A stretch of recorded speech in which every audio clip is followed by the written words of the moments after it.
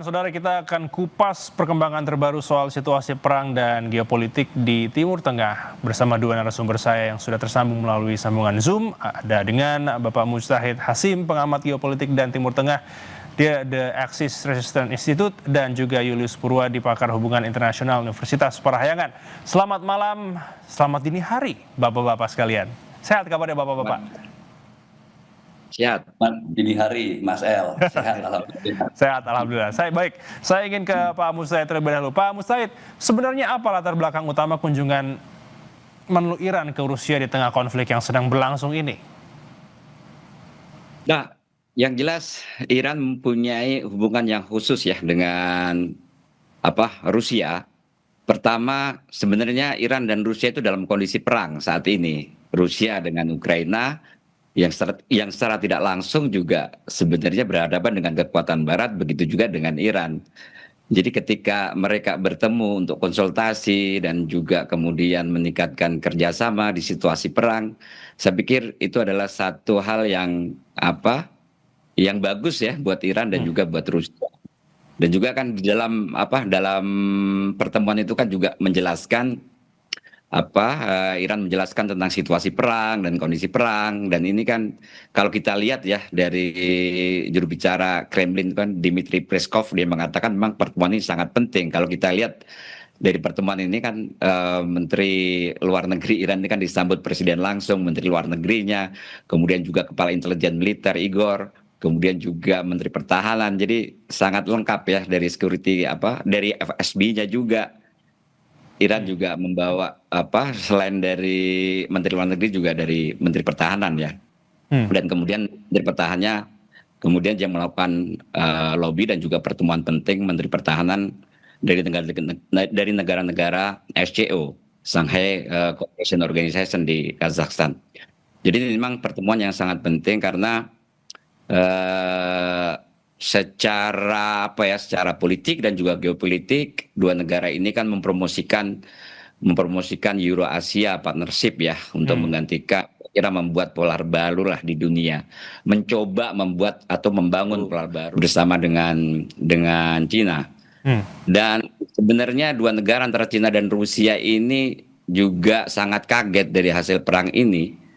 Ternyata Iran bisa membuktikan selama 40 hari dia bisa melakukan perlawanan dan tidak ada satupun dari tujuan-tujuan objektif perang Amerika itu bisa didapatkan, sehingga mengharuskan Amerika minta menghentikan perang, ceasefire untuk melakukan negosiasi.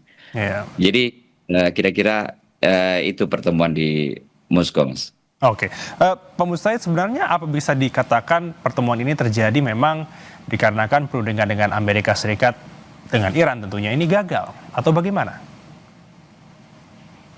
Sebenarnya tidak bisa dibilang gagal ya, kalau kita lihat misalnya perang Vietnam ya, Harry Kissinger itu kan sampai 5 tahun itu perundingan dengan Vietnam sampai selesai. Jadi ini kan juga masalah yang sangat besar, masalah lebih besar dibanding masalah Vietnam bagi Amerika, karena Middle East ini kan salah satu sebenarnya kan jantungnya kekuatan The Empire of America itu sendiri. Kalau orang melihat Asia Pasifik, tapi kalau saya lihat sebenarnya yang diincar oleh Amerika dan juga ingin dipertahankan ya dari ini bukan hanya Trump saja, dari pemimpin-pemimpin sebelumnya itu adalah memang Middle East, memang pertarungan ratusan tahun yang satu wilayah yang menghubungkan 3 benua. Ini sebenarnya sangat krusial bagi Amerika ketika Iran itu bisa mengendalikan Selat Hormuz. Nah, sebenarnya bagi Amerika itu sebenarnya masalah navigasi internasional itu memang berpengaruh terhadap perekonomian dunia, termasuk juga yang mengurangi popularitas Trump di dalam negeri. Tapi yang masalah sangat urgent bagi Amerika adalah di Teluk Persia itu, di Qatar itu ada markasnya CENTCOM, kemudian juga markas Angkatan Udara Amerika terbesar ya, kemudian juga di Bahrain itu armada kelima Amerika, kemudian di Kuwait ini adalah armada Angkatan Daratnya Amerika yang mensuplai logistik ke Irak dan juga Syria sebelumnya. Jadi ini hal yang sangat krusial ketika Hormuz dikendalikan oleh Iran, tentunya itu kan mengurangi bisa dibilang 2/3 kekuatan Amerika di Middle East itu. Itulah yang sebenarnya yang menjadi concern Amerika dan sangat marah ya publik Ya. Amerika terutama apa ya meskipun Demokrat itu dia tidak setuju apa ya, sama Trump tapi sebenarnya gagasan untuk menaklukkan untuk menundukkan Iran ini kan bukan hanya Trump saja dari Demokrat juga dari pemerintah-pemerintah sebelumnya Hmm. dan ini kan kita ngelihat kan dari beberapa analis di Amerika itu dia sangat menyesalkan seandainya tidak terjadi perang ya kita kembali pada 27 Februari tidak akan terjadi apa gempa geopolitik regional seperti ini begitu. Dan ini yang apa yang harus dicari jalan keluarnya bagi Trump. Nah, sebenarnya proposalnya Iran kemarin kan ditulis secara tertulis ya documented disampaikan ke Amerika lewat Pakistan dan kita lihat juga Amerika lebih berhati-hati. Jadi Trump mengumpulkan semua apa ya stakeholder pemerintahan termasuk juga ya dari apa Senat yang khusus masalah security dan juga Hmm. masalah internasional. Kemudian NSA, kemudian juga CIA, kemudian juga Pentagon semua berkumpul termasuk juga masalah apa treasury-nya juga berkumpul, energi berkumpul. Hmm. Jadi memang benar-benar Trump berdiskusi masalah ini tidak seperti sebelumnya. Makanya kan kalau kita ngelihat juru bicaranya Gedung Pitu kan lebih berhati-hati Iya. untuk menjawab nanti karena saya pikir ini belum selesai begitu formulasinya. Tapi bocoran dari intelijen community misalnya dari Larry Johnson ya seorang mantan analis CIA dan dia juga bagian komunitas intelijen di Amerika dia mengatakan sudah pasti dari CENTCOM yang datang dan juga komandan angkatan udara di Timur Tengah ya CENTCOM kemudian juga komandan komandan dari armada kelima ini sudah positif dia tidak opsi untuk melakukan perang lagi itu Hmm. tidak bisa untuk saat ini gitu. Oh. Jadi kemungkinan memang itu kan sebenarnya juga sebagian yang dihadapkan oleh Trump sebelumnya untuk ceasefire ya. Hmm. Nah, ceasefire de facto ini sebenarnya bagi Amerika juga sudah okay gitu. Tapi permasalahannya itu ada masalah Selat Hormuz itu yang sekarang ini masih dikendalikan oleh Iran Iran. ya. Sebenarnya Selat Hormuz ini bisa dilayari ya, Hmm. termasuk hari ini kan ada kapal pesiar yang dibebaskan kan gitu. Tapi kan memang Iran itu menegaskan kedaulatannya terhadap Selat Hormuz. Inilah yang sulit diterima oleh Amerika ya. Oke, baik. Saya ingin ke Pak Julius. Pak Julius, seperti yang dikatakan tadi sebelumnya oleh Pak Mustahid bahwa Iran seperti mendapatkan apa ya karpet merah ketika datang ke Rusia. Dan ini juga disebutkan oleh Pak Mustahid juga bahwa ternyata Amerika Serikat sendiri juga memiliki banyak permintaan dalam diskusi yang dijalankan dengan Iran sebelumnya. Apakah dengan kedatangan Iran ke Rusia ini tidak bisa dipungkiri bahwa pasti Amerika Serikat juga tahu. Ini sebagai bentuk bahwa di belakang saya nih sebenarnya ada Rusia. Bagaimana, Pak Julius? Ya, betul banget ya. Di belakang Iran ada Rusia dan itu yang mau ditunjukkan oleh Menteri Luar Negeri Abbas Araghchi ya dengan kunjungannya ke Rusia ya itu sangat jelas. Dan buat saya sendiri, saya melihat bahwa ada dua makna kunjungan Menteri Luar Negeri Iran ke Rusia. Yang pertama adalah membangun kepercayaan diri, lalu yang kedua adalah meningkatkan posisi rundingnya. Ini sangat cantik ya, kalau saya nyebut mungkin lebih pas sangat strategis, taktis dan tampak kelihatan bahwa Iran menyiapkan sesuatu strategi yang sangat baik. Marcel, jadi ini kan diplomasi maraton yang dilakukan Menteri Luar Negeri dalam 4-5 hari terakhir ya. Yang pertama berkunjung ke Pakistan dulu, lalu menyerahkan proposal baru ya yang apa namanya tawaran terkait dengan harapan atau posisi usulan yang disampaikan oleh Iran gitu ya. Itu yang ditunggu-tunggu oleh Trump. Lalu dari Pakistan ke Oman. Ini juga strategis gitu membahas tentang perihal nasib Selat Hormuz. Kemudian nah dari situ gitu betul Mas El menunjukkan bahwa dia punya teman yang sangat kuat, yang sangat berpengaruh, yang sangat strategis gitu. Ini kan menarik ya rentetannya gitu. Nah, sementara waktu kalau kita cermati tiga hari kan begini ya. setelah dari Islamabad lalu ke Oman gitu, lalu kemudian ke Rusia, komentar Trump kan begini, udahlah nggak usah kemana-mana gitu ya, telepon saya aja gitu, perkara akan selesai gitu. Itu kan sebelum berangkat kira-kira lah ya gitu. Tapi setelah berangkat coba kita lihat, dan ini saya sepakat dengan Mas Mutahid ya gitu, bahwa akhirnya Trump kan harus rapat nih dengan Komite Keamanan Nasional gitu ya. Tadi disampaikan oleh juru bicara Istana, Presiden Amerika Serikat kan gitu, masih dibahas dan sangat hati-hati menyikapi proposal baru ini. Dan itu artinya apa? Yang saya sebut satu sisi ingin membangun kepercayaan diri, masih punya teman dekat yang sangat strategis, yang selama ini punya komitmen yang sangat serius, sangat konkret, itu real gitu. Lalu kedua sekaligus juga adalah posisi rulingnya gitu. Apa yang ditawarkan ke Amerika Serikat yang sekarang gitu ya, yaitu tawarannya kan simple gitu. Kita buka Selat Hormuz gitu ya, kita tunda pembahasan tentang uranium gitu ya, itu kan cukup strategis gitu. Trump itu berkali-kali bicara bahwa nggak mungkin kesepakatan dibangun kalau tidak ada penghentian penggunaan uranium sama sekali gitu. Tapi lihat ya, sampai hari ini kan tadi disampaikan ya, belum ada kesepakatan di antara Komite Keamanan Nasional terkait dengan proposal yang baru ini. Itu artinya apa gitu ya? Artinya skenario yang disebut dengan diplomasi maraton untuk posisi rundingnya cukup berhasil ya kalau saya lihat dari perspektif ini. Oke, kalau misalnya seperti itu, Mas Julius, bicara mengenai ya sebenarnya ya ingin memberitahu bahwa backingan saya ada Rusia. Kenapa baru sekarang? Kenapa harus menunggu mungkin seperti kata Mas Mustahid tadi hari ke-40 perang? Kenapa nggak dari awal bahwa saya memiliki backingan Rusia atau mungkin Cina? Bagaimana? Ya, kenapa baru sekarang? Ini kan strategi yang selalu berkembang ya, dan dalam konteks yang sangat sulit, salah satu pihak harus sangat inovatif. Apa yang harus dilakukan gitu, merespon perkembangan terkini, ya, perkembangan terbaru. Dan kalau kita lihat backgroundnya kan mulai tanggal 28 Februari diserang gitu ya. Sekarang juga sudah ke 28 April. Kalau kita ngomong kan sebetulnya sudah 2 bulan ini gitu, dan akan memasuki bulan ketiga gitu ya. Kalau kita lihat sejak 28 Februari.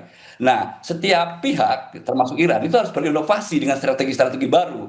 Dan strategi baru ini adalah diharapkan memunculkan efek gentar gitu ya. Sehingga kalau nanti terjadi perundingan, Iran tetap akan di atas angin ya, gitu. Tetap memainkan skenarionya, tetap memainkan genderangnya, dan memaksa Amerika Serikat menari di atas irama genderang yang dimainkan oleh Iran. Dan saya kok melihat Amerika agak kewalahan ini tampaknya ya. Biasanya kan cepat itu, ada usulan baru ditolak gitu ya, langsung ditolak. Nggak ada perundingan kalau tidak ada komitmen untuk penghentian penggunaan uranium. Tapi kali ini lumayan panjang ini ya. Setelah disampaikan di Islamabad gitu ya, 3 hari kurang lebih ya, sampai hari ini mungkin sekarang masih berlangsung ya, karena di sana kan masih siang ya di Amerika Serikat, di Washington ya, mungkin ya gitu ya. Nah itu saya kira kenapa baru sekarang, inovasi saya kira ya, dan itu wajar ya, setiap pihak harus berinovasi dengan strategi-strategi yang baru ya gitu, yang menggetarkan lawan. Seperti efek kejut seperti itu ya, Mas Julius ya. Nah, Mas Mustahid, seperti yang dikatakan oleh Mas Julius bahwa ini adalah ya sebuah bentuk ya seperti surprise lah, seperti itu yang dilakukan oleh Iran dengan tiba-tiba berkunjung dengan Rusia.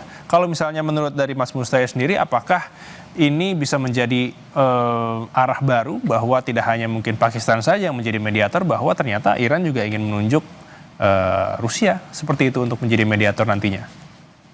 Ada kemungkinan, Mas, karena pertama sebenarnya ya, meskipun Iran sangat berterima kasih ya, bahasa politik, bahasa diplomasi biasa ya, sangat berterima kasih Pakistan yang menjembatani segala macam dan dia menjadi host, tapi memang ada ketidakpuasan di Iran sebenarnya ketika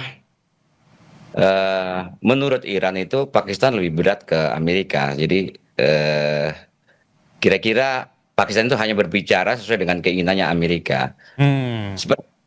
Seperti 10 poin yang menjadi dasar nanti untuk menjadi pembahasan itu, yang menyebabkan Iran itu menerima dan ceasefire itu kan ditengahin oleh Pakistan. Nah, ketika ketika Amerika itu melanggar itu, hanya Iran saja yang berbicara. Mestinya Pakistan juga harus berbicara. Nah, Pakistan ini tidak berani berbicara. Kecuali satu Hmm. saja, salah satu syarat untuk melakukan pembicaraan adalah masalah ceasefire yang ada di Lebanon kan gitu.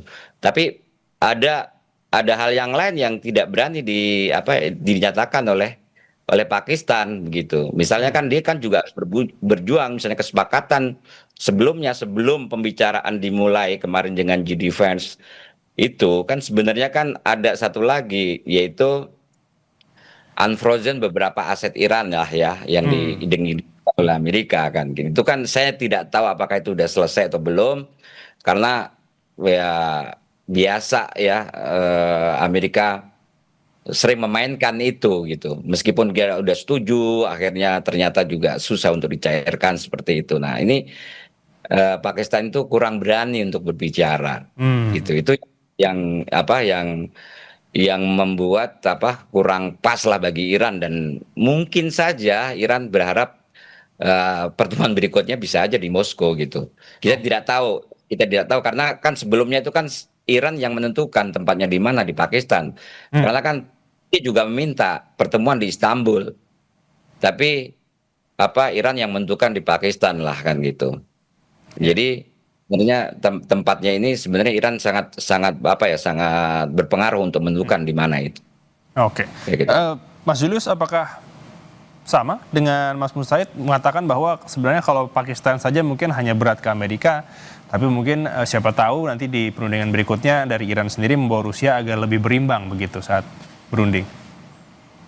Ya, komplainnya kan sudah disampaikan oleh delegasi Iran terhadap Pakistan ya waktu diminta untuk segera hadir lalu disampaikan kritiknya gitu. Hmm. Anda cenderung tidak netral gitu ya dan itu tampak dalam perlindungan yang pertama.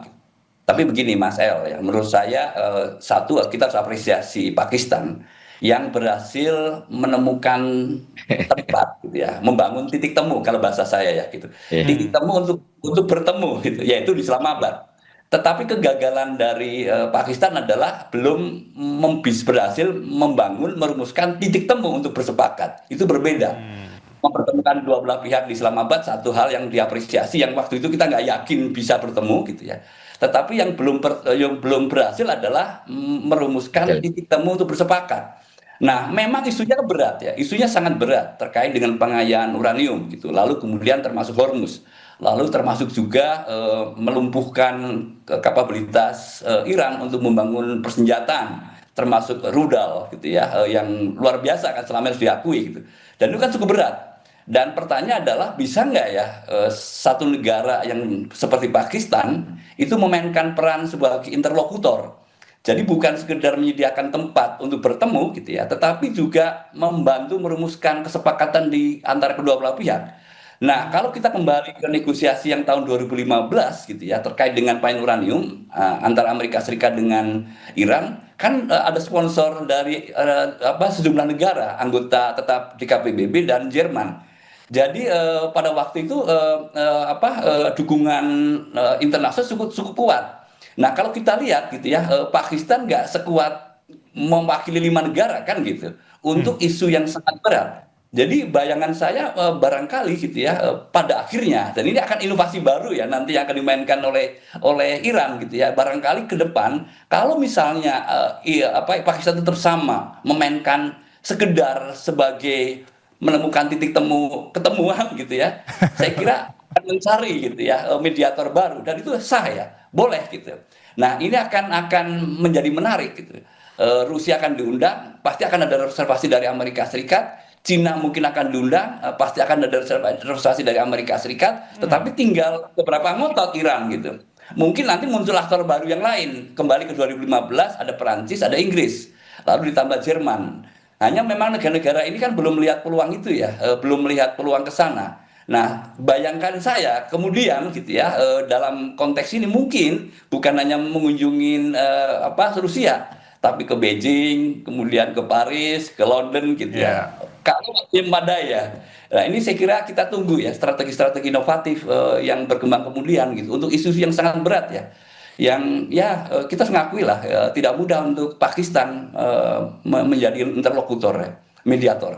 Oke, baik. Perbincangan kita masih sangat seru, Pak Julius dan juga Pak Mustahid. Tapi kita harus jeda sejenak. Breaking News Kompas TV akan segera kembali, saudara. Jangan beranjak dulu.